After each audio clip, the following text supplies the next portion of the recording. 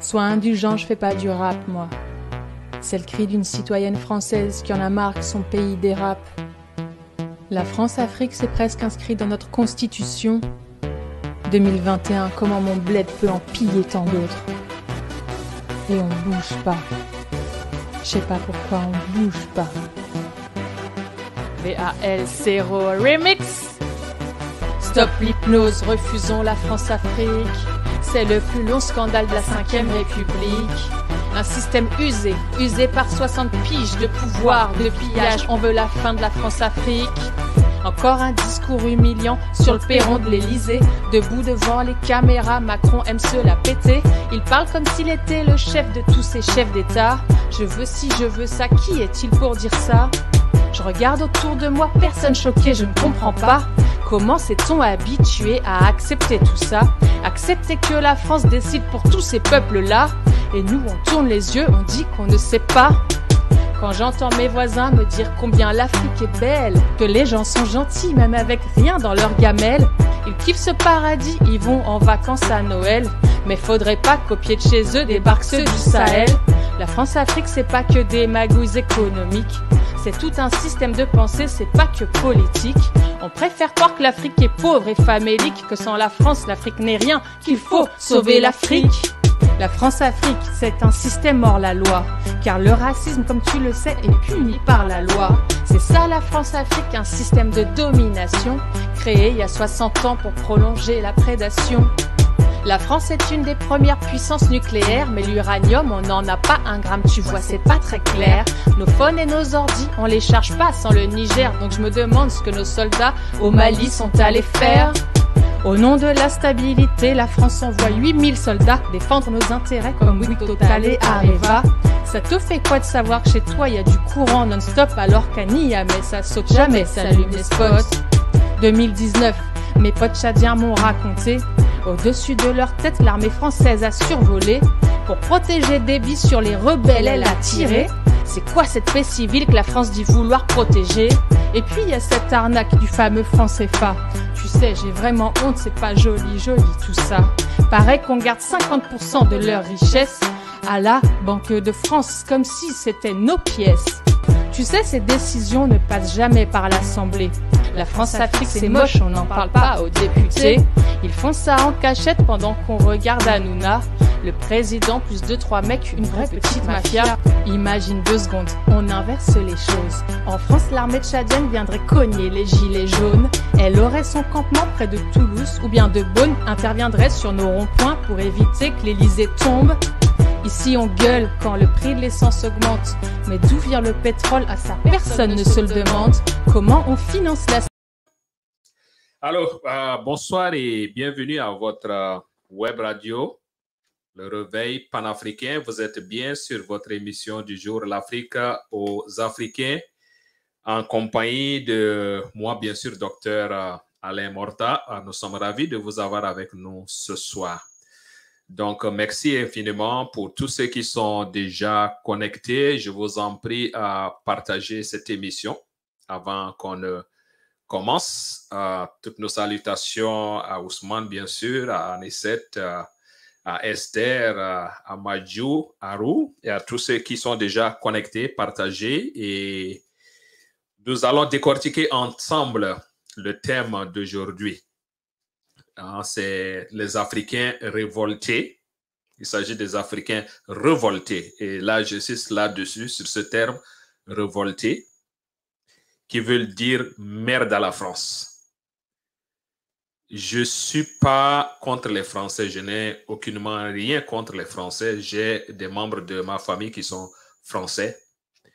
Mais j'ai beaucoup contre la politique française en Afrique. Ça me fait bouillir le sang. C'est à ce point que je suis arrivé. Parce qu'à un moment donné, il faut qu'on arrête de quionner le peuple. Depuis plus de 60 ans, la politique africaine de la France a été celle de pillage et de tout ordre. Et aujourd'hui, l'Afrique, elle est debout et elle ne va plus avaler les mensonges de la France. Donc, pour le thème d'aujourd'hui, nous allons développer plusieurs points vous allez rester avec moi.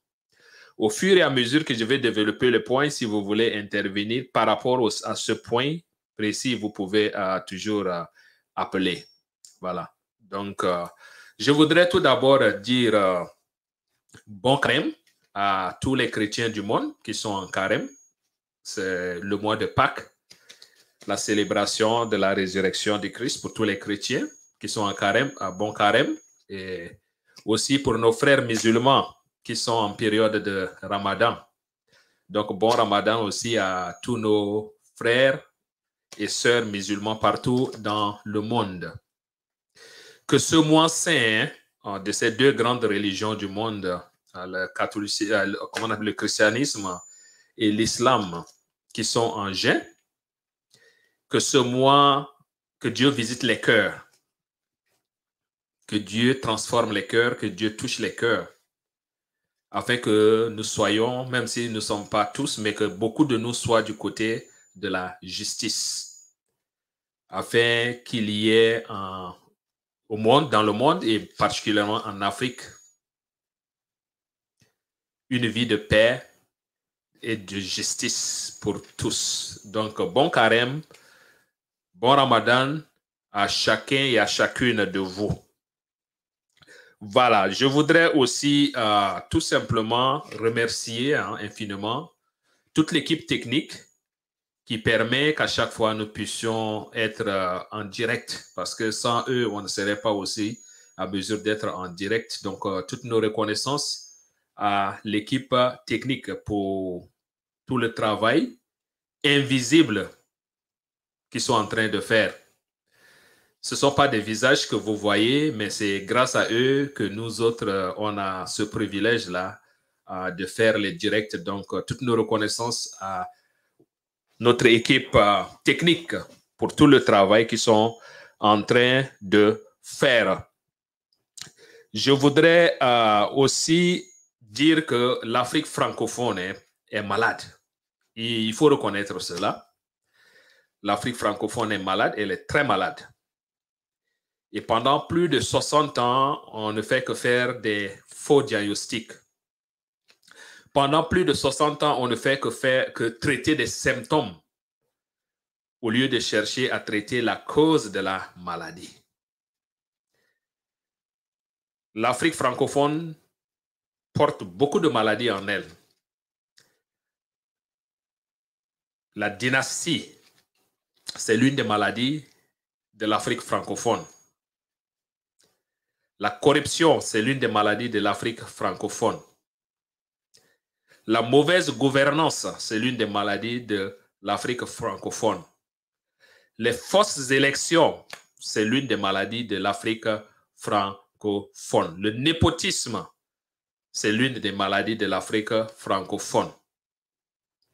Des dirigeants incompétents, impuissants, sans voix, sans pouvoir, c'est l'une des maladies de l'Afrique francophone. L'Afrique francophone a beaucoup de maladies. Et on ne fait que traiter des symptômes de ces maladies. Et il est temps qu'on traite la cause, la source de ces maladies-là. Et n'allons pas chercher ailleurs. Il ne faut pas aller chercher très loin. La source des maladies de l'Afrique francophone, il faut la nommer, c'est la France. C'est la France. Il faut qu'on se le dise, cette vérité.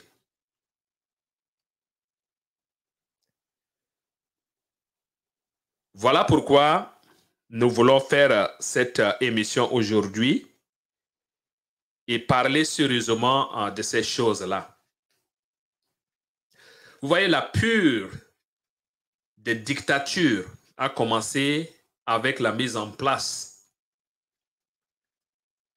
de cette organisation des Nations Unies qui regroupe autour de 193 pays. Cette structure est la pire des structures antidémocratiques qui puissent exister depuis sa création dans les années 1945. Tout simplement parce que 5 pays qui se disent des pays de puissance nucléaire se sont arrosés le droit de veto. 5 pays qui sont du Conseil de sécurité, sont membres permanents du Conseil de sécurité, la France, l'Angleterre, la Russie, la Chine et les États-Unis. C'est dire qu'au niveau de l'Assemblée générale de l'ONU, vous pouvez voter des résolutions comme vous voulez. Mais si un de ces 5 pays dit non, ça ne passe pas, ça ne passera pas.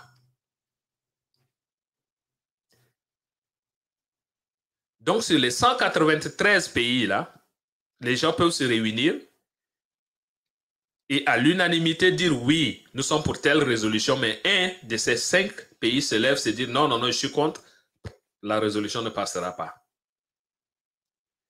Et ce sont ces gens-là qui veulent nous donner des leçons de démocratie.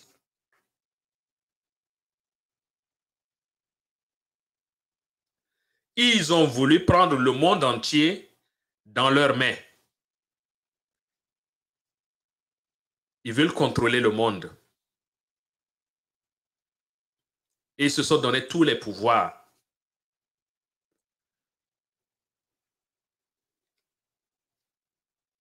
Dans les années, je crois dans les années 46 à 69, la France et l'Angleterre, qui sont aussi 2 membres permanents du Conseil de sécurité, qui ont aussi ce droit de veto, se sont beaucoup imposés par ce droit de veto-là pour protéger leurs intérêts dans les colonies, notamment les colonies anglaises et les colonies françaises, nos pays francophones.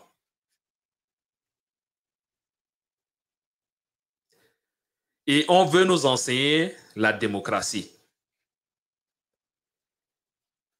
Et la France, il faut le dire aussi, elle est des pays négriers qui sont allés en Afrique chercher nos bras valides. Donc, il y a cet esprit diabolique de dominance qui est ancré en eux. Et la France a copié le système des Nations Unies pour l'adapter dans nos organisations sous-régionales, mais de façon tacite. Il n'y a aucun texte qui le dit, mais dans nos organisations sous-régionales, au niveau de l'Afrique centrale comme au niveau de l'Afrique de l'Ouest, nous voyons clairement que la France a aussi un droit de veto sur tout ce que ces chefs d'État décideront dans ces organisations sous-régionales. Il n'y a pas un texte qui le dit, mais dans la pratique, nous voyons clairement que la France a un droit de veto. Ces chefs d'État peuvent prendre des décisions, mais aussi longtemps que la France dira non, ces décisions ne seront pas appliquées. Nous avons vu cela récemment au Tchad, où l'Union africaine avait pris des décisions qu'il fallait qu'il y ait un retour à l'ordre constitutionnel. La France étant contre, ça n'a pas marché. Parce que la France s'est choisi le fils du président Déby. Nous avons vu en plein jour Macron faire des déclarations comme quoi il parlera au président actuel de la CEDEAO, Moussa Faki, président de l'Union africaine, pour qu'il puisse prendre des résolutions contre le Mali, qui a suspendu France 24 et RFI, 2 chaînes de propagande françaises. Et quelques jours après, on veut convoquer le héros africain du jour Assimi Goïta, pour aller lui imposer des choses. Dieu merci qu'il a refusé de partir. Nous avons des organisations sous-régionales qui n'ont aucune puissance. Aucune. Mais qui sont là que de nom. Et il est temps pour nous les Africains de comprendre ces choses-là. Il y a des enjeux. La France ne veut aucunement lâcher l'Afrique. Parce que tout son intérêt se joue en Afrique.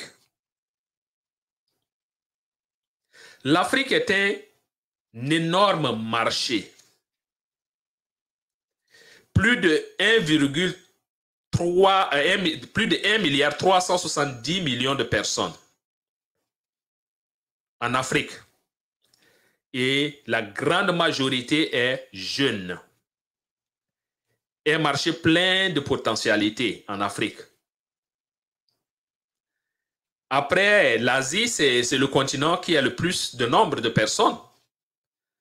L'Europe est un continent vieillissant et ils sont autour de 747 millions de personnes. Ils ne sont même pas 1 milliard en Europe.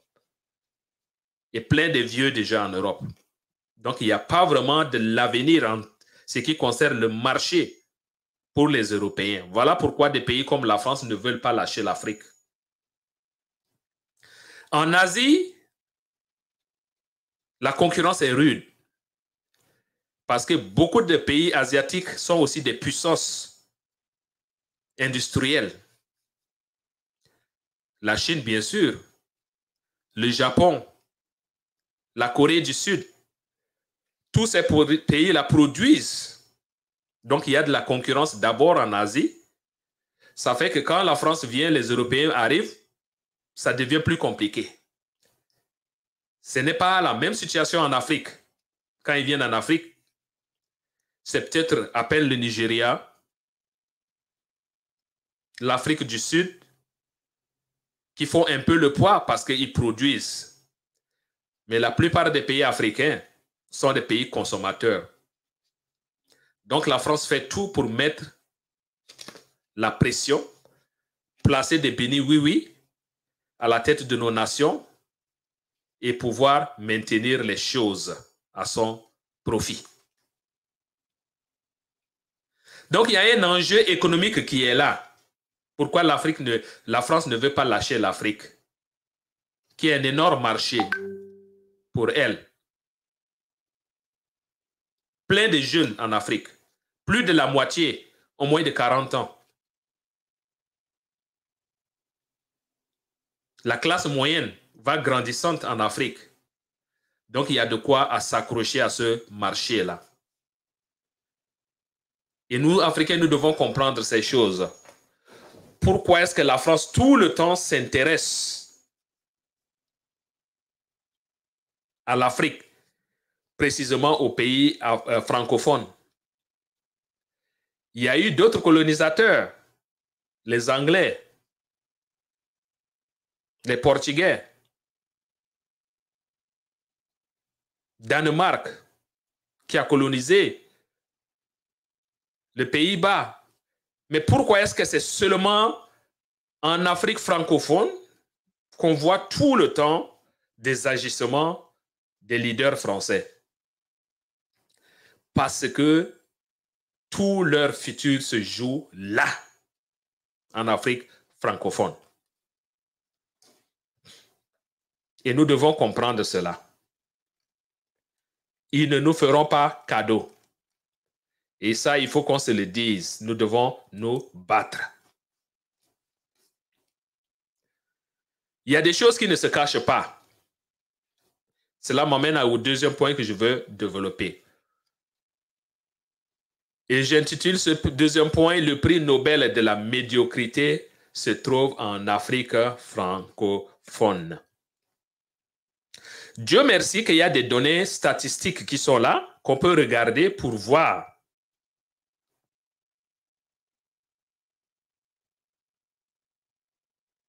L'économiste Lord Kelvin disait ceci: si vous pouvez mesurer ce dont vous parlez et l'exprimez par un chiffre, alors vous connaissez quelque chose de votre sujet. Sinon, vos connaissances sont très peu satisfaisantes. C'est-à-dire qu'il faut toujours chiffrer les choses. Il faut être en mesure de chiffrer les choses pour voir sa performance. Et il y a des données qui sont là pour nous amener à voir quelle est la performance des pays africains francophones. Et ces données ne mentent pas. Donc, nous avons sur ces 10 premières villes les plus chères, 9 sont francophones. 9 sont francophones.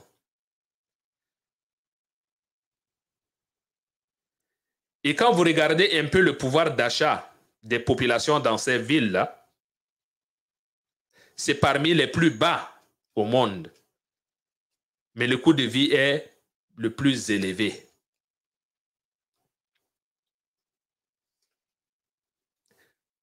Nous avons cherché à voir un peu aussi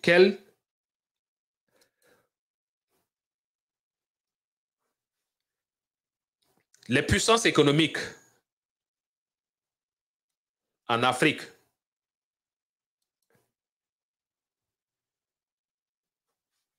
Et comme vous voyez sur le tableau ici, parmi les 10 premières puissances économiques de l'Afrique en termes de produits intérieurs bruts, il y a une absence notoire de l'Afrique francophone, à l'exception de 2 pays qui parlent le français mais qui sont beaucoup plus arabophones, l'Algérie et le Maroc. La première puissance économique en Afrique, c'est le Nigeria, pas francophone. La deuxième puissance, c'est l'Afrique du Sud, pas francophone. Troisième puissance, l'Égypte. Quatrième puissance, l'Algérie. Cinquième puissance, Maroc, qui sont beaucoup plus arabes. Septième puissance, Kenya, anglophone. Suivi d'Éthiopie, Tanzanie et Ghana. Donc, quand nous regardons un peu la liste de ces puissances économiques, il y a l'absence de l'Afrique francophone qui se fait voir. Tous les indicateurs négatifs, nous sommes des champions là-dedans. Quand vous prenez la liste, vous essayez de voir l'indice de développement humain, vous allez trouver que l'Afrique francophone bat le record en dernière position. Et ça, je dis toujours, un pays est le reflet de son leadership. Il y a des choses qui ne se cachent pas. Ça se voit à l'œil nu.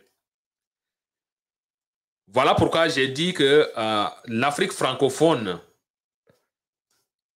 c'est là où on trouve le prix Nobel de la médiocrité.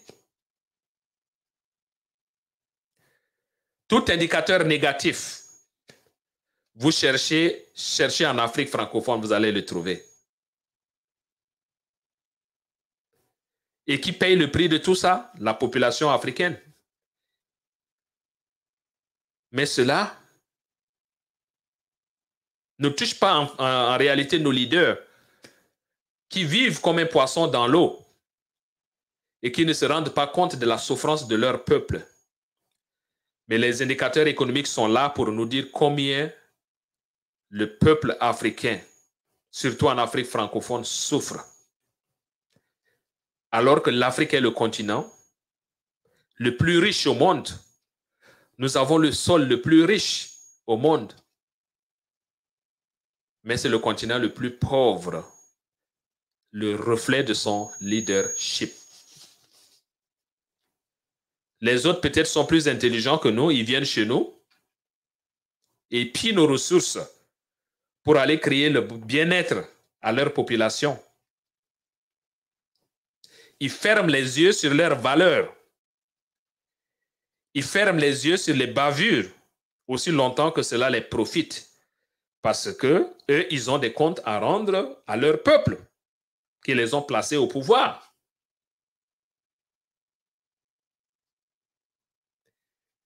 Mais en Afrique, le peuple n'est pas encore arrivé à ce niveau où il doit demander des comptes à ses leaders, où il peut se lever et dire non, non, non, that's it. Dehors. Mais ce moment viendra. Ça a commencé déjà.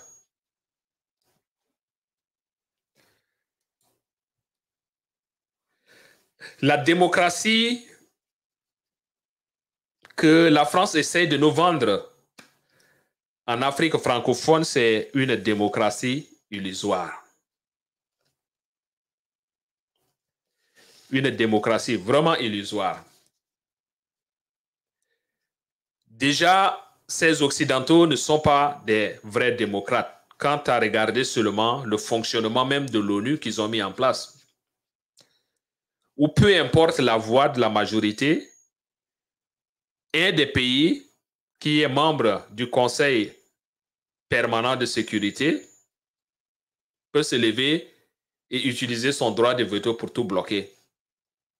Et c'est eux qui veulent nous enseigner la démocratie, qui veulent nous imposer la démocratie. Et quand on observe, on fait un peu le tour en Afrique francophone,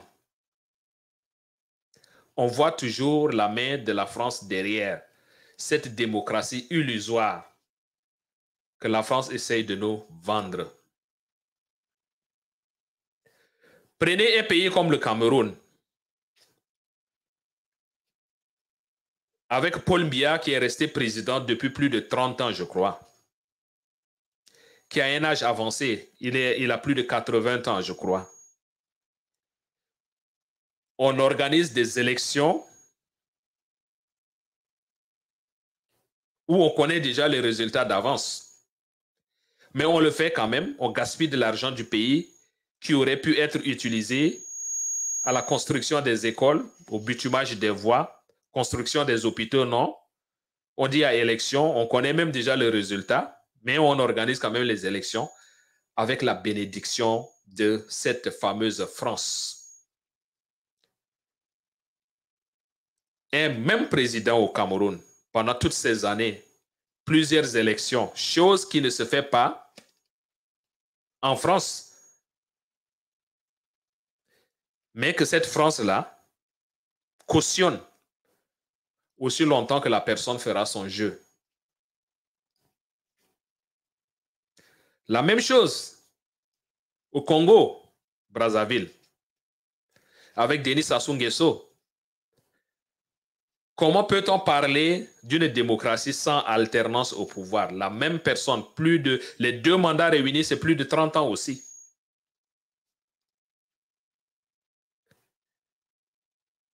La même chose au Togo, où la France a permis une dynastie. Et Yadema, père, meurt après je ne sais pas combien d'années au pouvoir, et le fils vient. En piétinant la constitution du Togo, qui prévoit que ça soit le président de l'Assemblée qui prenne les rênes pour organiser les élections. Et Yadema fils est resté jusqu'aujourd'hui au pouvoir. Même chose en Afrique francophone, encore au Gabon, où la même famille, Bongo, est en train de gouverner ce pays plus de, je ne sais pas moi, 40 ans. Et Ali Bongo, en ce moment, handicapé physiquement, mais qui est là parce qu'il fait le jeu de la France. Ce sont les maladies de l'Afrique francophone que je suis en train d'énumérer comme ça. On ne peut pas se développer dans ces conditions-là. Au Tchad, même chose. 30 années de règne chaotique du père Déby. Macron quitte la France au temps de Covid. Il vient passer la nuit au Tchad, adouber le fils et introniser le fils, qui n'a aucune capacité de diriger un pays. Général 4 étoiles à 37 ans, tout simplement parce que propulsé par son père.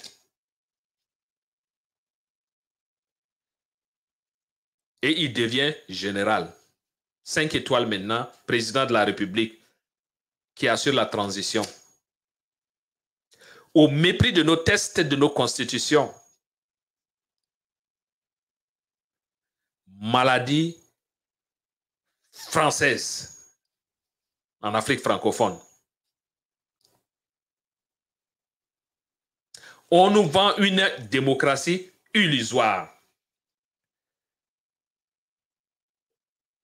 Au vu et au su de tout le monde, la France fait ce jeu-là de 2 poids, 2 mesures.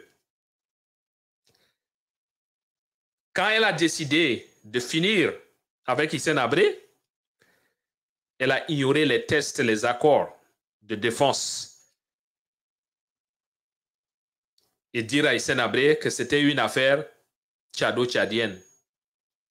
Parce qu'entre-temps, elle a choisi déjà son camp de faire venir Déby au pouvoir.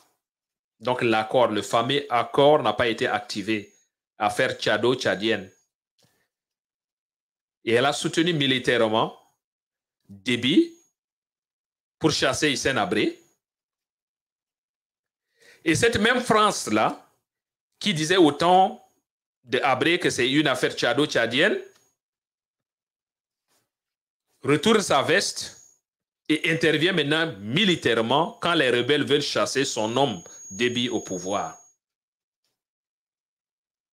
On a vu cela en Côte d'Ivoire avec Gbagbo. Quand Gbagbo a voulu activer cet accord de défense, au moment où la rébellion du Nord avançait sur Abidjan, on lui fera comprendre que c'est une affaire ivoiro-ivoirienne. Ils n'ont pas voulu intervenir. Mais ils ont fini quand même par intervenir militairement. Ils ont bombardé la présidence d'un pays souverain pour chasser Gbagbo et mettre leurs hommes. En l'occurrence, Gbagbo, je vais dire Alassane, les Guillaume Soro et tout ce monde.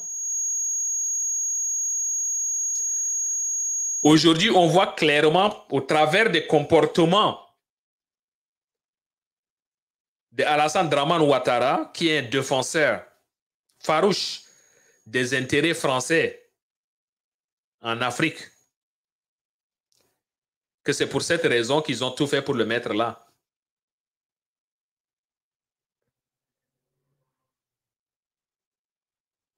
Cette même France, en plein jour, essaye de déstabiliser le Mali.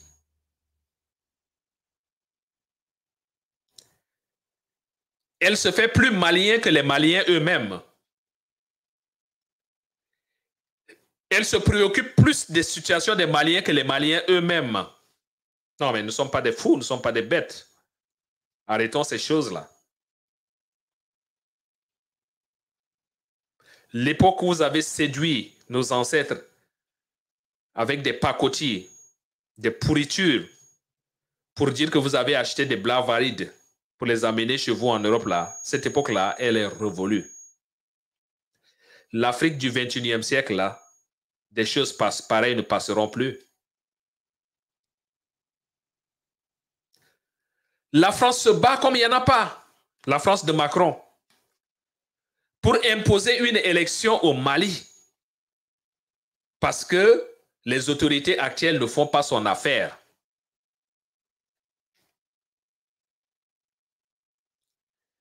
Toutes les accusations possibles. Les Wagner, tout ce monde. Mais on n'oublie pas, l'histoire finit toujours par nous rattraper. Qui est Bob Denard? Qu'est-ce que Bob Denard a fait en Afrique? C'était le spécialiste des coups d'État. des mercenaires que la France a utilisés pour renverser nos autorités en Afrique. Et cette même France vient se plaindre tout le temps, Wagner, Wagner, Wagner, Wagner, parce que la Russie est en train de s'implanter. Elle est en train de perdre son influence en Afrique francophone.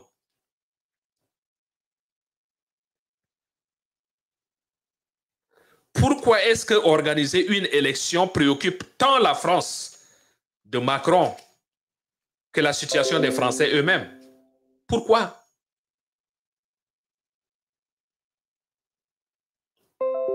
Pourquoi?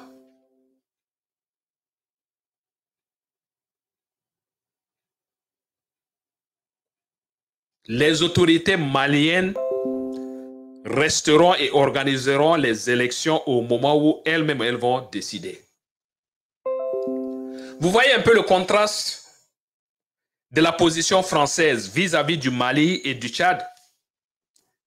Comme au Tchad, c'est leur homme qui est là-bas, ils oublient qu'il y a même une transition au Tchad. Ils oublient qu'il y a une élection qui devait être organisée dans les 18 mois. Un an est passé déjà, il ne reste que 6 mois. Et il y a plein de choses qui n'ont pas été encore mises en place. Maintenant, ça ne préoccupe pas les Français parce que c'est leur homme qui est là-bas, leur girouette qui est là-bas.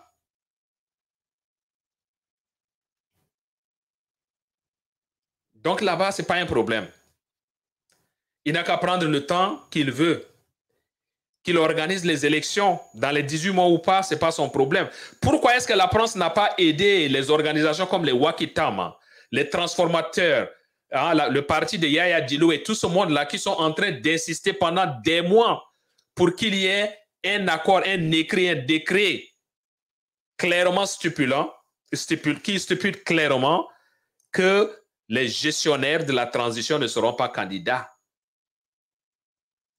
Pourquoi est-ce que la France n'est pas venue en apport à ces réclamations légitimes? Tout simplement parce que la France a fait son choix. C'est leur homme qui est là-bas. Et cette même France vient au Mali, fait tout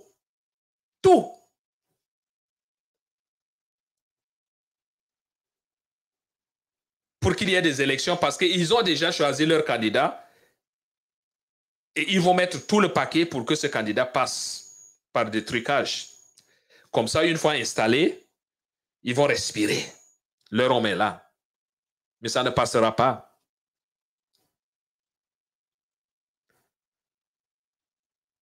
Les autorités actuelles au Burkina ont 36 mois pour organiser les élections.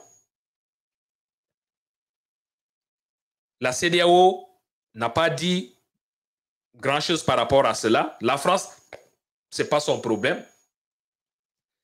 Son problème, c'est le Mali. Le problème de CEDEAO, c'est le Mali. Parce que c'est un morceau dur à avaler. Et il faut tout faire pour détruire. Mais ils ne pourront pas. Ils ne vont jamais détruire les autorités actuelles.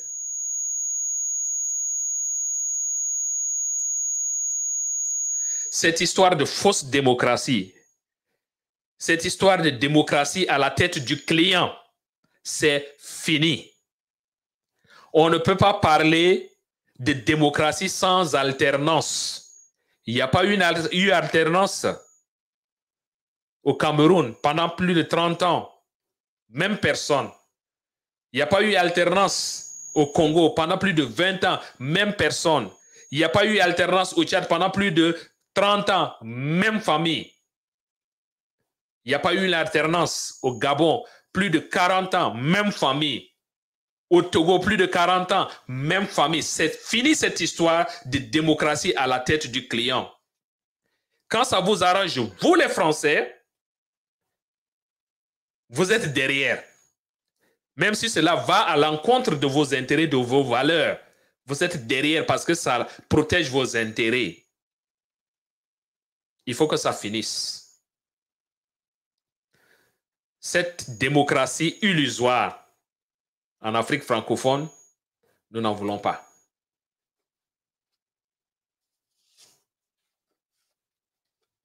La France, c'est une nation criminelle. Je ne dis pas que les Français sont criminels, mais je dis que les autorités françaises sont des criminels dans leurs actes.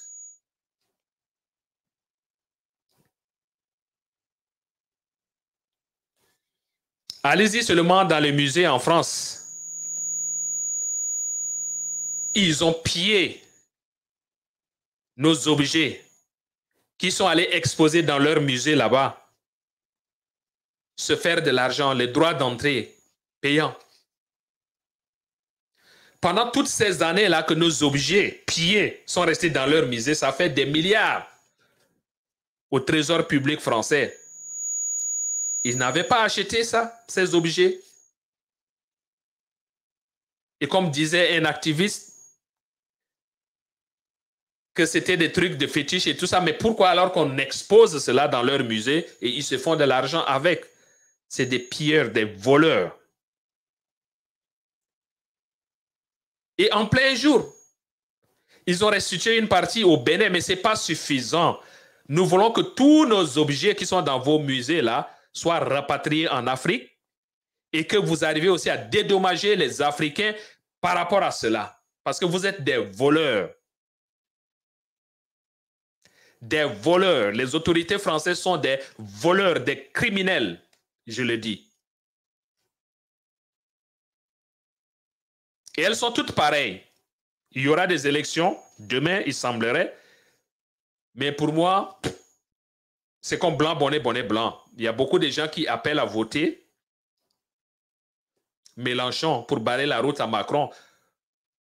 Je veux bien, sauf que la politique française restera la même. Peut-être que si Mélenchon passe, ça va aider un peu nos frères africains qui sont sur place, en France. Peut-être qu'ils vont vivre une politique beaucoup plus accueillante, mais la politique française en Afrique restera la même.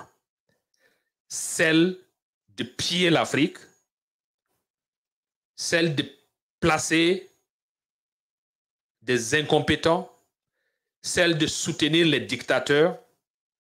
Même chose. Hollande était venu. Qu'est-ce que Hollande a fait? Il n'a rien fait vis-à-vis de l'Afrique. Il est allé adouber encore les dictateurs africains jusqu'à ce qu'ils finissent. La politique africaine de la France restera la même. Peu importe le président, qu'il soit de gauche ou de droite, ce serait la même chose. Mélenchon peut améliorer les conditions de vie de nos frères africains sur place en Europe, en Afrique, en France, je veux dire, mais en Afrique, ce serait la même chose. Rien ne va changer.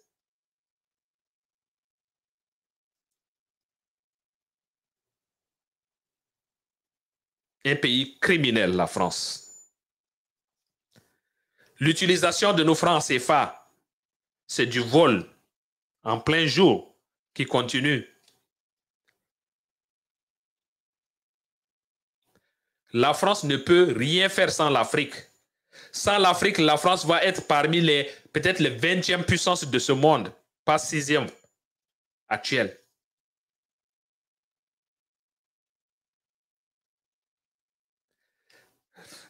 La France, c'est un pays criminel dans le sens où elle a comploté à plusieurs reprises à l'assassinat de nos leaders africains.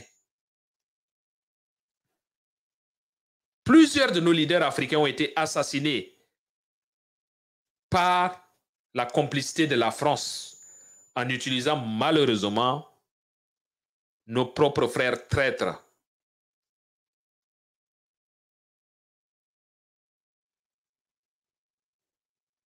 La jeunesse africaine doit voir et connaître que cette France, c'est un pays criminel, que nos maux, nos maladies, nos difficultés, tout là, la source, c'est la France. Oui, c'est vrai, nos autorités ont des parts de responsabilité, mais l'origine, c'est la France. N'eût été la France, un pays comme le Burkina aujourd'hui n'allait pas être à ce niveau où il est. Parce qu'en 3 années seulement, Sankara a réussi à sortir son pays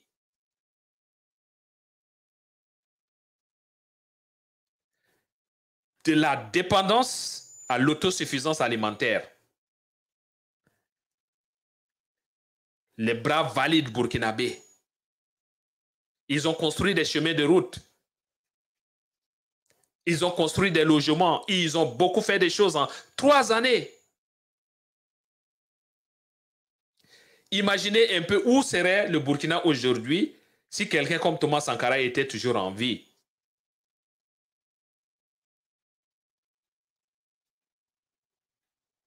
Et qui a tué Thomas Sankara?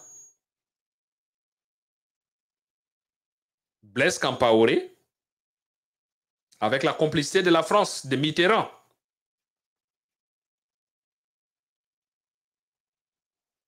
La France est un pays criminel qui a assassiné nos leaders.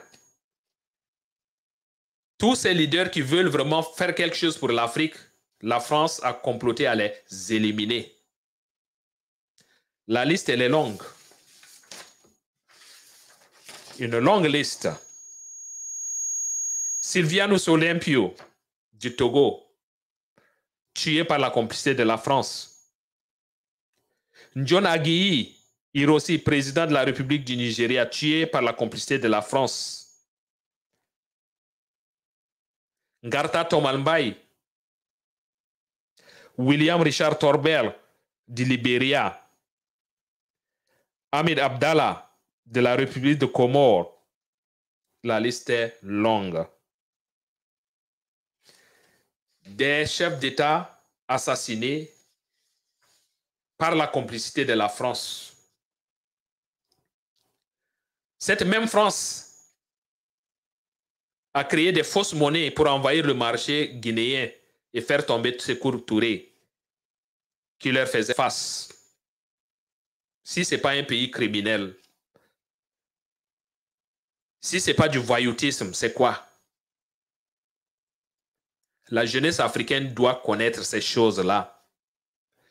Parce que la mentalité, surtout dans nos pays francophones, le rêve des jeunes, c'est de un jour arriver en France. Non, oubliez ces choses-là. On ne va pas se développer avec cette France-là. Cherchons d'autres partenariats.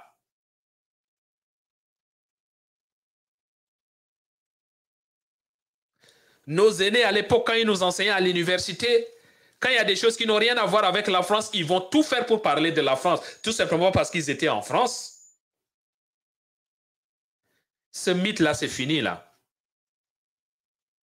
On ne se laisse plus impressionner par la France, parce que c'est un pays voleur, c'est un pays criminel, assassin.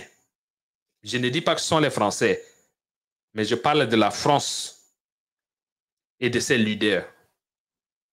Ils sont tous pareils. Qu'ils soient du gauche, qu'ils soient de la droite, ils sont tous pareils. Des gens qui ont toujours contribué à retarder l'Afrique.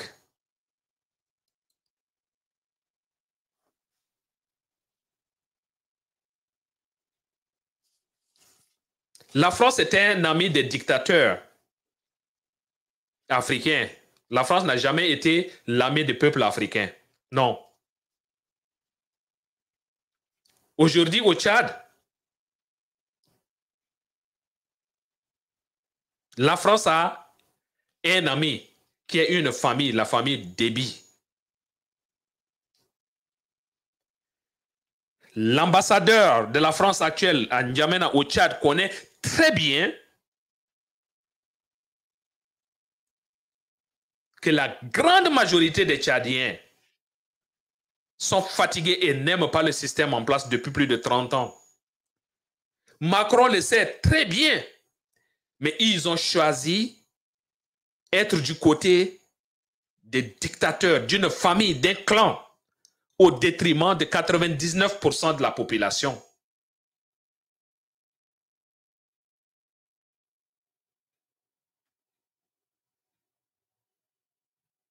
Si seulement la France devait être du côté du peuple, on devait normalement et logiquement voir cette France-là qui apporte tout son soutien aux autorités actuelles du Mali. Parce que ces autorités, non seulement ont le soutien des Maliens, mais ils ont le soutien de toute l'Afrique francophone en ce moment. Moi qui vous parle, je supporte ces autorités. Dans notre musique d'entrée, vous avez vu la photo, la vidéo d'Assimi Goïta comme un de nos héros.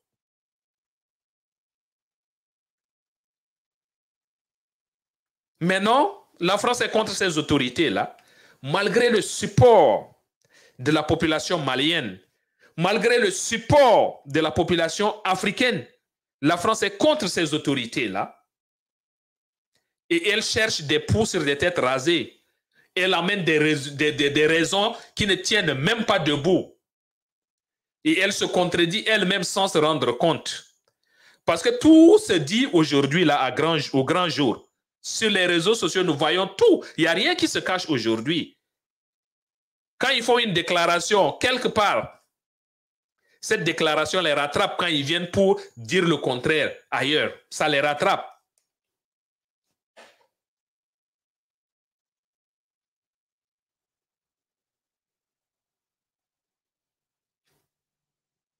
La famille Bongo, les dictateurs, les amis de la France.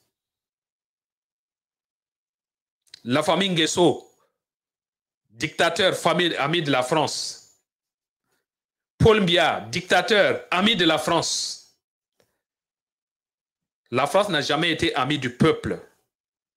Que les Africains francophones comprennent cela, que la jeunesse francophone comprenne cela. Il ne faut pas se leurrer. Il ne faut pas se laisser tromper par les beaux discours mensongers des leaders français. En l'occurrence, Yves Le Drian et toute sa clique.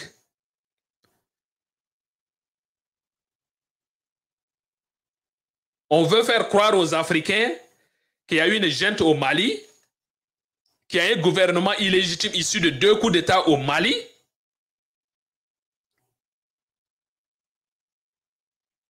Même si c'est de 1000 coups d'État, la France n'a qu'à s'occuper de ses oignons en France. Parce que, peu importe le nombre de coups d'État, ceux actuels-là ont les mesures au travers de leurs actes. Et depuis qu'ils sont là, ils sont en train de poser des actes panafricains et donc ils ont le soutien de tous les panafricanistes.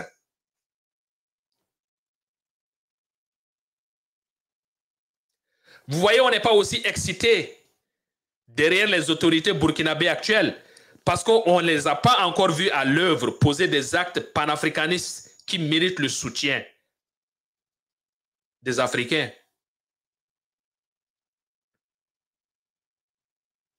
Ils veulent tantôt être du côté du peuple, tantôt avoir le soutien de la France.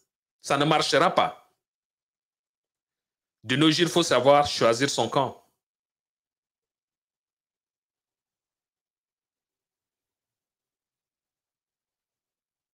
On vient en appui au Tchad.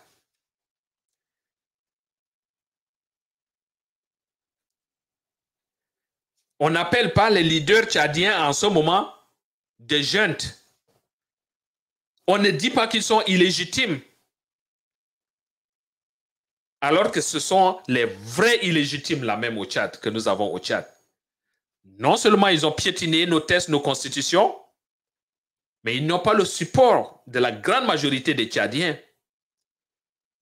Mais comme ils font l'affaire des Français, ils sont légitimes aux yeux des autorités françaises. Et ils ne sont pas des juntes. Ils ne font que faire le contraire des choses. Mais nous voyons cela. Les vidéos sont là. Les Africains ne se laisseront plus jamais faire, manipuler. C'est fini là. That's over. Forget it.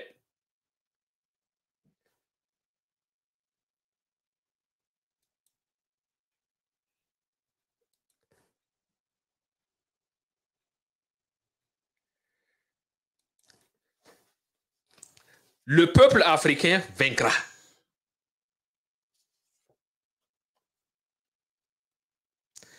Et il vaincra certainement. Parce que ce train de cette lutte panafricaine là a quitté le Mali. Et ce train va passer par tous les pays francophones. Le train de la lutte pour la dignité de l'homme africain qui a quitté le Mali traversera tous les pays africains francophones. Rien au monde n'arrêtera ce train-là. Rien. Nous rappelons à la France de connaître son histoire en Indochine. La guerre d'Indochine de 1945. Malgré toute sa puissance militaire, la guérilla du général Jia, qui était un enseignant, mais qui s'est levé au nom de la dignité du peuple vietnamien pour dire non, ça ne se passera pas sur notre terre, a commencé à organiser de la guérilla pour résister à la puissance militaire française. Et ils ont été complètement, alors là je dis complètement, vaincus par la résistance vietnamienne, la guérilla. Ils ont joué sur l'ensemble du territoire. En termes de millions, ils ont résisté. Plus de 60 000 Français ont été tués au Vietnam. Quand il y a une détermination pour la lutte de notre souveraineté, de notre dignité, rien n'arrêtera cette machine-là. Aucune arme de ce monde n'arrêtera cette machine-là. Ils vont tuer des milliers, mais ils ne tueront pas des millions. Ils vont tuer des millions, mais ils ne tueront pas des milliards. Nous sommes plus de 1 milliard en Afrique.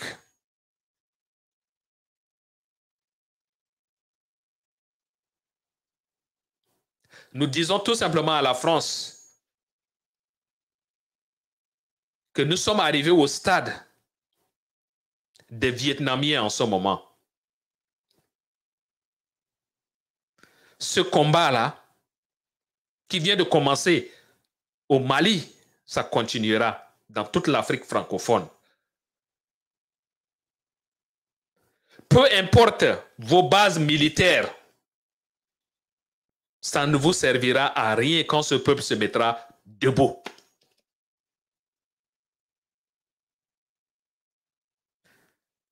Ce général Giap, ils avaient ce slogan: nous vaincrons et nous vaincrons certainement. Et nous donc, nous disons aussi que l'Afrique vaincra et elle vaincra certainement. Parce que cette histoire-là, finalement, ce n'est pas une question de démocratie, ce n'est pas une question de négociation, mais c'est une question de lutte pour arracher notre liberté, une question de lutte pour arracher notre dignité, une question de lutte pour choisir notre destin, être libre de faire le choix économique qui nous convient. On nous a assez pillés. Nos ressources, nos têtes, assez.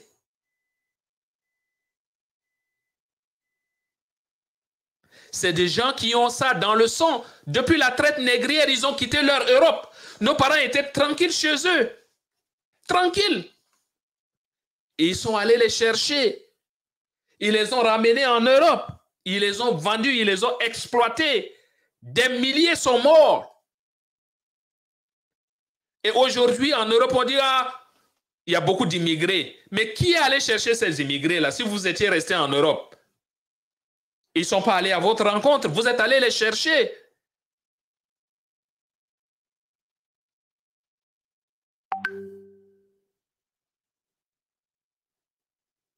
Vous êtes allés les chercher.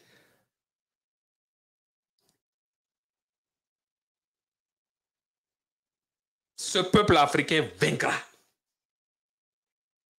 Et les Africains doivent comprendre qu'il est une question de lutte ici. Parce que notre liberté, là, la France ne nous la donnera pas. On doit l'arracher des mains des Français. Ce ne seront pas les beaux discours qui vont nous donner cette liberté-là. Non, il faut oublier ça. Il faut que cette liberté s'arrache.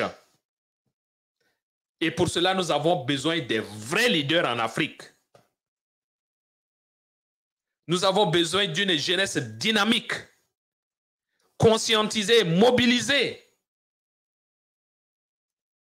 Et c'est ce qui nous anime, c'est ce qui nous motive tous les jours. Je gagne bien ma vie ici. Je gagne bien ma vie. Je n'ai pas envié quelqu'un. Dieu m'a fait grâce. Mais pourquoi est-ce que je me poumonne? Parce qu'il y a ce qu'on appelle dignité.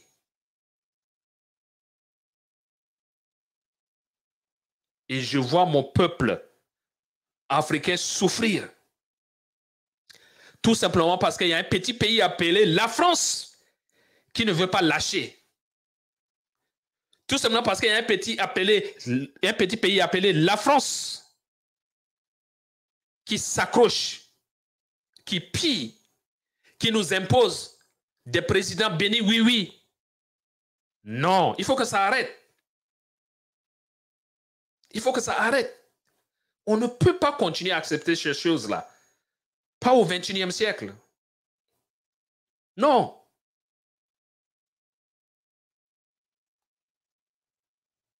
Qu'est-ce que la relation avec la France nous a donné? Nous sommes derniers en Afrique francophone. On vient de les présenter ici. Nous sommes derniers. Pourquoi est-ce que les autres pays avancent? Mais pas en Afrique francophone, malgré tout ce que nous avons comme ressources. Parce qu'il y a un problème de ressources humaines. Il y a un problème de leadership. Les leaders qu'on nous impose sont des leaders bénis, oui, oui, qui sont là, des sous-préfets en réalité, qui font le travail de la France. Pour qu'elle continue à nous piller. Pour qu'elle continue à s'accrocher sur notre franc CFA, sur nos réserves, plus de 50% dans leur trésor.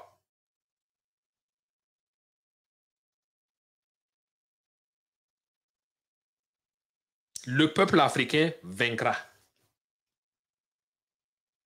Qu'il le veuille ou pas, on vaincra.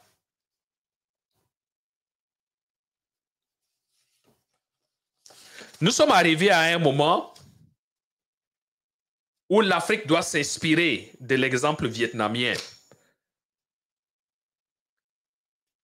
Le Vietnam sans la France, c'est un exemple que nous devons suivre. Parce qu'après les guerres,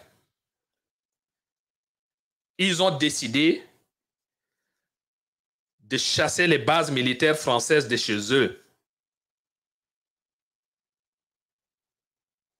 Ils ont décidé de tout couper avec la France. Même avec la langue.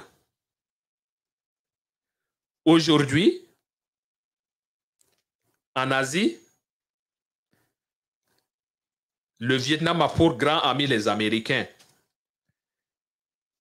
Après le vietnamese qu'ils parlent, c'est l'anglais. Ce n'est pas le français. C'est quelques rares, les anciens là qui parlent le français. Mais les jeunes Vietnamiens aujourd'hui, ils ne parlent pas parce que le français, c'est cette langue-là qui nous rappelle notre passé esclavagiste. Et nous devons nous débarrasser de cette langue-là. Et je dis chapeau aux leaders comme Paul Kagame. Il comprend le français, mais il refuse de parler français avec les Français. Il parle anglais. Très bien comme ça.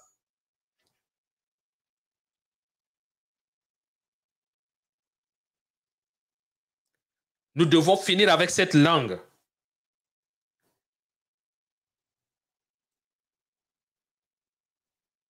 Je ne suis pas pour la promotion des autres langues, mais la promotion d'une langue qui va nous permettre de nous développer internationalement. Et cette langue aujourd'hui, c'est peut-être l'anglais, pas le français. Même les Français cherchent à apprendre l'anglais pour faire les affaires. Nous les voyons tout le temps ici, aux États-Unis. Quand on parle français, les gens te demandent c'est quelle langue tu parles. Ils font les petits malins avec leur français, là, chez nous, en Afrique francophone. Mais quand ils sortent de là-bas, c'est une langue qui ne pèse pas. Cherchons à parler des langues utiles. L'anglais, peut-être le mandarin en Chine, mais pas le français. Ça n'a pas une potentialité économique qui va nous arranger. Développons nos langues africaines, comme le Swahili, qui est parlé déjà dans beaucoup de pays africains. On peut vulgariser cette langue, l'arabe. Mais en sus de cela, parlons l'anglais, qui va être utile pour les affaires, au lieu de ce français-là. Laissons la langue française tomber. Nous devons suivre l'exemple du Vietnam. Bouter hors de l'Afrique francophone, les Français. Et nous pouvons le faire. Nous pouvons le faire. Depuis que le Vietnam a coupé avec la France, les résultats sont là. Le Vietnam est en train d'avancer comparativement à nos pays africains francophones. Aujourd'hui, au Vietnam, presque 100%, pardonnez-moi, presque 100% de la population a accès à l'eau potable au Vietnam. Allez-y chercher ce pourcentage-là en Afrique. 50, 40, 30 dans les milieux urbains. Dans les milieux ruraux, c'est même pire. Peut-être 2-10% de la population qui a accès à l'eau potable en Afrique francophone. Mais aujourd'hui, au Vietnam, 99,2% de la population urbaine a accès à l'eau potable au Vietnam. Ils ont coupé avec la France. Et ils sont en train d'améliorer les conditions de vie de leur population. 96,9% de la population rurale au Vietnam a accès à l'eau potable. Chez nous, ce n'est même pas de 20%. Aujourd'hui, au Vietnam, ils ont un médecin pour 1000 habitants. Au Tchad, nous avons un médecin pour 25 000 habitants. Et nous avons une présence permanente de la France là-bas au Tchad. Une base militaire au Tchad qui est censée former l'armée tchadienne et qui nous a donné une armée clanique, plus de 400 généraux au Tchad aujourd'hui, plein d'analphabètes qui sont des généraux.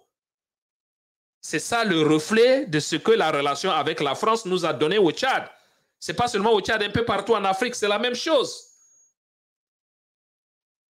C'est la même chose. Un médecin pour 1000 habitants au Vietnam contre un médecin pour 25 000 habitants au Tchad. Vous voyez comment couper avec la France peut améliorer les conditions de vie des populations?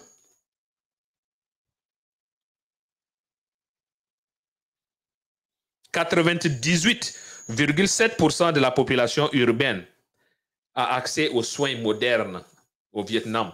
C'est presque 100% de la population qui a accès aux soins modernes.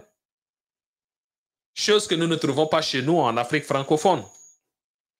95,8% des personnes âgées de 15 ans et plus parlent couramment et lisent le vietnamese, leur langue.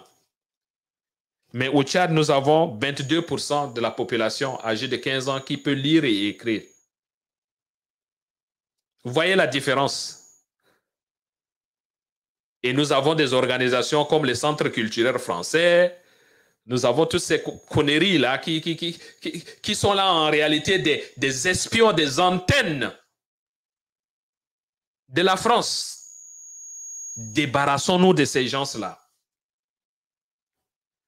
Moi, j'ai un sentiment anti-politique française très fort. Un sentiment anti-politique français très fort en ce moment. Parce que j'ai essayé de regarder autour de moi, j'ai essayé de comparer les pays avec nos pays francophones et j'ai dit non, il faut que ça s'arrête ces conneries-là. Il faut que ça s'arrête. En matière d'indice de développement humain, par exemple,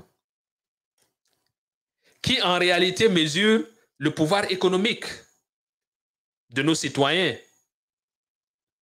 le niveau d'éducation de nos citoyens, l'accès à la santé et aux soins, tous ces béabas-là dont l'être humain a pour vivre, ne serait-ce que décemment, là, ces indices-là, nous sommes derniers au monde, derniers.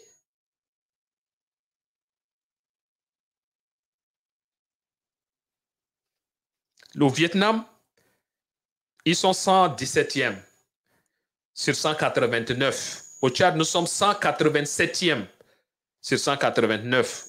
Imaginez-vous. Et nous avons une forte coopération française chez nous au Tchad.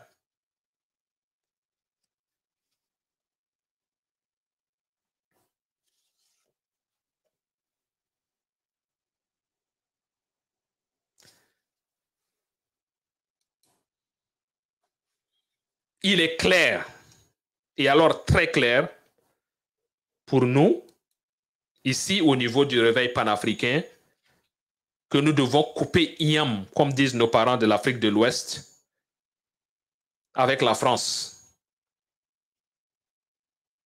Et la France ne nous laissera pas couper IAM. Elle va s'accrocher à l'Afrique. Parce que si seulement si l'Afrique coupe IAM, elle serait foutue. Elle ne serait pas en mesure de maintenir le niveau de vie des populations françaises en ce moment. C'est le moment pour moi d'interpeller tous ces Français-là et Françaises, d'ouvrir aussi les yeux et de voir cette politique combien dégradante leurs autorités sont en train d'entretenir vis-à-vis de l'Afrique et de se lever et dénoncer ces politiques-là.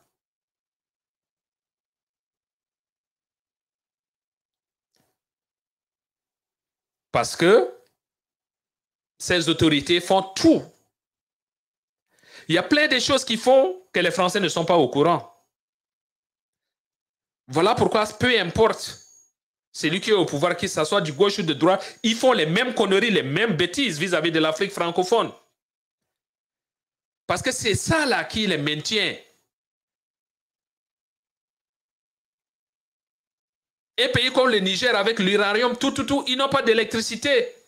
Mais il y a l'électricité 24 heures sur 24 en France. Ils viennent, ils puisent chez nous. Ils améliorent les conditions de vie des Français. Et nous, nous restons toujours dans des conditions de vie aussi précaires. C'est comme si nous sommes toujours au Moyen Âge dans certains endroits de l'Afrique.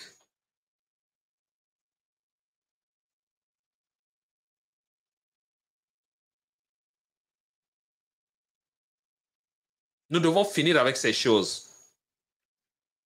Et je sais qu'à chaque fois qu'un leader africain se met debout, alors il est combattu et combattu avec acharnement par la classe politique française. Parce que ce leader constitue un danger pour leur vie, leur survie en France. Et c'est ce qu'ils sont en train de faire en ce moment. Et nous donnons une mise en garde solide et ferme aux autorités françaises. Parce que si jamais quelque chose arrive aux autorités maliennes actuelles, si jamais quelque chose arrive aux autorités françaises, centrafricaines actuelles,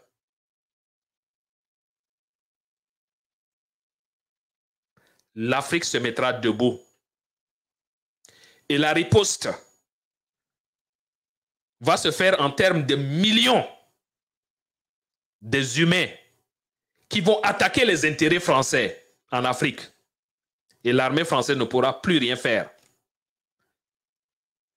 Ce temps-là où ils complotent pour éliminer les leaders qui les résistent, là, c'est fini.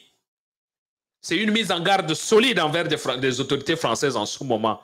Malheur à vous si vous touchez aux cheveux d'Assimi Goïta, de Choguel, du ministre des Affaires étrangères, vous êtes en train de monnayer, chercher à éliminer ces leaders-là. Mais malheur à vous. Parce que si un tombe, ça ne serait pas une affaire des Maliens, mais ça serait une affaire des Français, je veux dire des Africains. Et vous allez rencontrer ces Africains sur vos chemins. Partout où vous vous trouvez en Afrique, vous allez les rencontrer sur vos chemins. Vous avez été battus par le Vietnam, les Vietnamiens, au travers de la guérilla. Ce ne sont pas les chars, ce ne sont pas les avions de bombardement. Non, ils n'ont pas utilisé ces choses-là. Mais la résistance, cette motivation, cette chose-là qui bouillonne en toi parce que tu dois défendre la dignité de l'homme, c'est ça qui les a amenés à la victoire contre vous. Et c'est ce qui se fera aussi chez nous en Afrique. Si jamais un de ces leaders tombe, que ce soit en Centrafrique, que ce soit au Mali, que ce soit en Guinée, que ce soit au Burkina, partout, s'il y a un des leaders panafricanistes qui tombe aujourd'hui, ça va chauffer. Et je ne parle pas seulement des leaders politiques. Même ces activistes panafricanistes aujourd'hui, si un tombe, la riposte va être grande. Et ça va se faire dans toute l'Afrique francophone, sinon dans toute l'Afrique. Parce que les Africains sont arrivés à connaître, à comprendre que nous ne devons pas compter sur nos leaders, qui la grande majorité ont été placés là à cause de cette complicité de la France. Et ces leaders ne lèveront jamais le petit doigt pour défendre les intérêts des Africains. C'est aux Africains de défendre leurs intérêts. C'est aux Africains d'être derrière ceux qui prennent le risque de lever le petit doigt. Et ce message, je l'ai compris. Si jamais quelque chose arrive à un de nos panafricanistes, vous allez rencontrer des millions de panafricanistes africains sur vos chemins. Vous avez des ambassades dans nos pays. Vous avez des entreprises dans nos pays. On verra comment vous allez arriver à protéger ce monde-là si jamais quelque chose arrive à nos leaders. Panafricanistes, bien sûr. Et c'est aussi le moment pour nous de dire à tous ces hommes politiques qui prétendent diriger nos pays africains demain, parce que nous sommes arrivés à un niveau où nous devons transcender les barrières, les frontières tracées par des Occidentaux depuis Berlin. Nous devons transcender cela et regarder en termes africains. Dorénavant, quelqu'un qui veut devenir président en Afrique doit clairement montrer qu'il est panafricaniste, doit clairement montrer qu'il est anti-français, doit clairement montrer qu'il est pour le peuple, doit clairement montrer qu'il veut couper avec les anciennes pratiques. Parce que nous sommes appelés à mettre que des panafricanistes à la tête de nos nations maintenant. La manipulation, l'heure de la manipulation est finie. Nous envoyons cette mise en garde à l'endroit des autorités françaises. Ne touchez pas à nos héros. Parce que le prix que vous allez payer, vous allez regretter pour le reste de votre vie. Voilà, donc à bon entendeur, salut. Cela m'amène à la fin de cette émission. Merci d'avoir été avec moi, partager l'émission, partager, c'est très important. C'est ça le combat. Nous devons combattre partout où Dieu nous positionne. Ceux qui ont les moyens de combattre avec le micro, qu'ils combattent avec le micro. Ceux qui ont les moyens pour mobiliser les gens sur le terrain, qu'ils le fassent. Mais nous devons utiliser tous les moyens pour combattre cette France. Commençons d'abord par boycotter tout ce qui est produit français. Parce que c'est la somme de toutes ces petites luttes-là qui nous amènera à la victoire. Ce combat que nous menons contre cette puissance française criminelle, n'attendez pas à voir un combat avec des chars. Non, ce n'est pas comme ça que ça va se faire. Mais ça va être un combat stratégique. Et chacun doit se sentir concerné par ce combat-là. Si tu as l'habitude d'aller payer ton essence à la station Total, arrête de payer ton essence à la station Total. Va trouver d'autres stations. Si tu as l'habitude de faire tes achats dans un supermarché français, arrête de faire tes achats dans ce supermarché français. Va ailleurs. Si tu as l'habitude de boire la bière Castel ou quoi, je ne sais pas moi, de marque française, arrête de boire cette bière-là, achète d'autres bières. Et vous allez vous rendre compte que d'ici 1 an, 2 ans, ces entreprises vont fermer les portes. Et elles vont plier bagages d'elles-mêmes. C'est aussi une forme de lutte. Donc, je nous encourage à être alertes, à boycotter les produits français. N'attaquons pas les Français, mais boycottons les produits français. Chacun doit jouer sa part.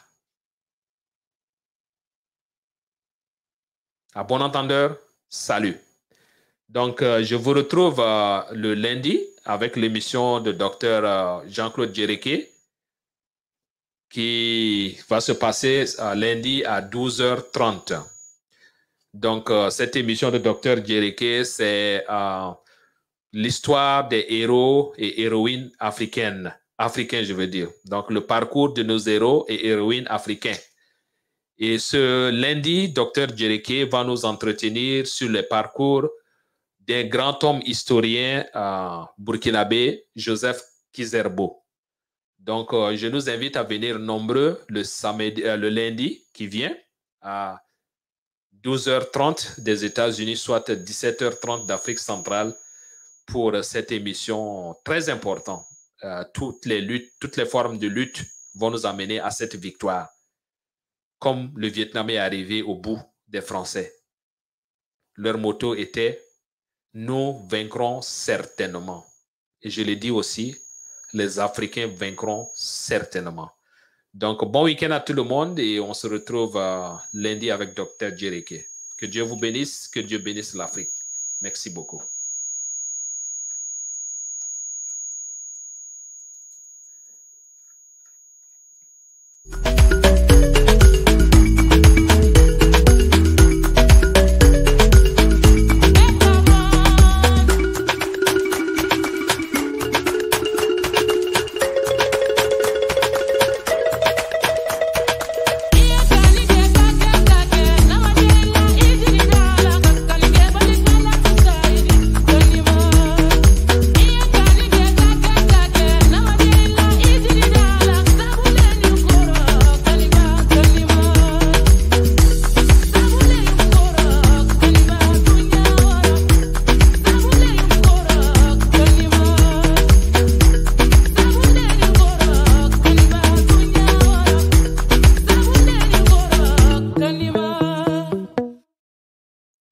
Allez, bon week-end à tous et on se voit lundi par la grâce de Dieu. Merci bien.